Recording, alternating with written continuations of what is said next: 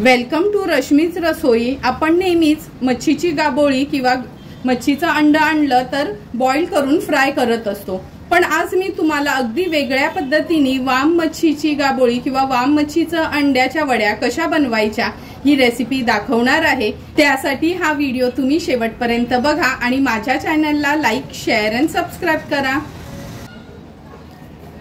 वाम मच्छीच्या अंड्याचे पोळे बनवण्यासाठी किंवा वाम मच्छीच्या गाबोळीचे पोळे बनवण्यासाठी प्लेट भरून ही आपण वाम मच्छीची गाबोळी घेतली आहे।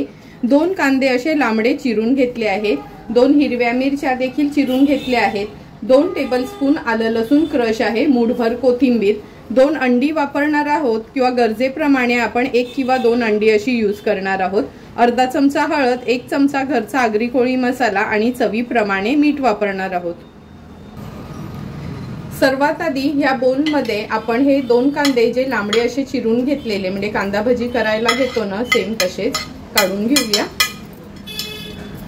नंतर हिरव्या मिरच्या, 2 चमचे आलं लसूण क्रश नसेल तर आलं आणि लसूण एकदम बारीक चिरून घ्यायचं, मूठभर कोथिंबीर,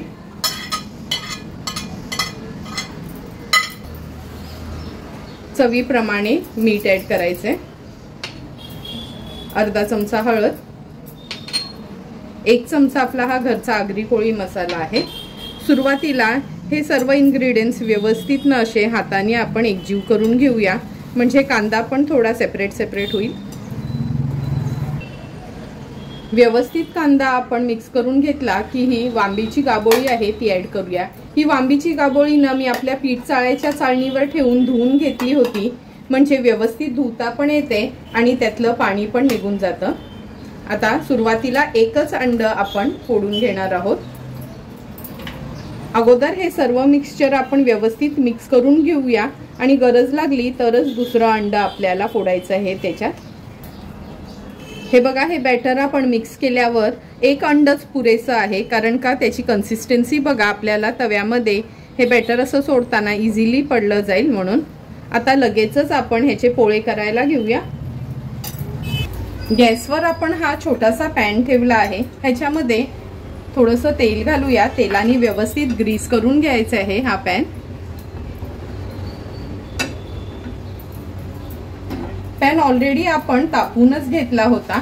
आता हे जे बॅटर आपण बनवलंय ना, हे अगदी ही डाव घेतली आहे, ह्या डावने आपण 1 डाव एवढंच हे बॅटर ह्याच्यात घालणार आहोत। ह्याच्यावर आता झाकण ठेवूया आणि गॅसची फ्लेम अगदी लोवर ठेवायची आहे।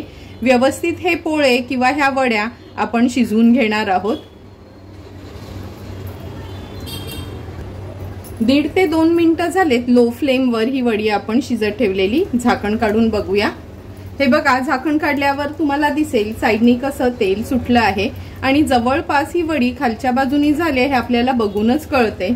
आता अगदी अलगदपणे हिला मोकळी करून घ्यायची आहे। हे बघा, पॅन व्यवस्थित गरम होता त्यामुळे मोकळी करायला पण काहीच त्रास नाही। आता पलटून घेऊया।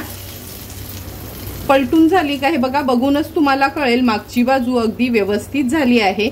गरज लागली तरच आपण तेल ऍड करणार आहोत, नाहीतर अगदी ह्या कमी तेलावरच ही वडी व्यवस्थित आपली तळली जाईल। तर चला मग मागची बाजू देखील अशीच फ्राय करून घेऊया। आणखी 1-1.5 मिनिटं झालंय, पुन्हा ही वडी आपण पलटून घेऊया। हे बघा, अगदी सुंदर आपली ही वांबीच्या गाबोळीचा पोळा किंवा वांबीच्या गाबोळीची भजी तयार झाली आहेत। आता ही आपण काढून घेणार आहोत। कमी तेलावरच किती व्यवस्थित अशी ही आपल्या वांबीच्या गाबोळीची वडी तयार झाली आहे। अशाच पद्धतीने उरलेल्या वड्या देखील आपण ट्राय करूया।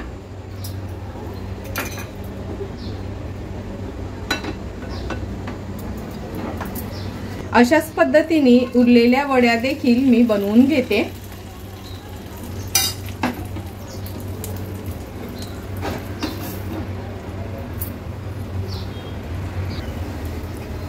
तुम्ही बघू शकता एक एक करून सर्व आपल्या ह्या वांबीच्या गाबोळीच्या वड्या तयार झाल्या आहेत। आता तयार झालेल्या ह्या गाबोळीच्या वड्या आपण सर्विंग प्लेटमध्ये सर्व करणार आहोत। सुंदर अशा तयार झालेल्या आपल्या ह्या वांबीच्या गाबोळीच्या वड्या आपण ह्या प्लेटमध्ये सर्व करून घेतोय। ह्या वड्या तुम्ही चपाती भाकरी सोबत खाऊ शकता, टिफिनला पण घेऊन जाऊ शकता आणि जर कोणतं मच्छीचं कालवण केलं तर त्याच्या जोडीला आपण तोंडी लावण्याकरता खूप चांगला उपयोग होतो। तुम्हाला पण मी बनवलेल्या आगळ्या वेगळ्या अशा ह्या वांबीच्या गाबोळीच्या वड्यांची रेसिपी आवडली असेल तर तुम्ही पण नक्की माझ्या पद्धतीने एकदा तरी ह्या वड्या घरी ट्राय करा आणि मला कमेंट करून सांगा की तुम्ही बनवलेल्या ह्या वड्या कशा झाल्यात त्या। जर तुम्हाला मी बनवलेल्या ह्या वांबीच्या गाबोळीच्या वड्यांची रेसिपी आवडली असेल तर नक्की माझ्या चॅनलला तुम्ही लाईक, शेअर अँड सबस्क्राईब करा। Thank you for watching my video.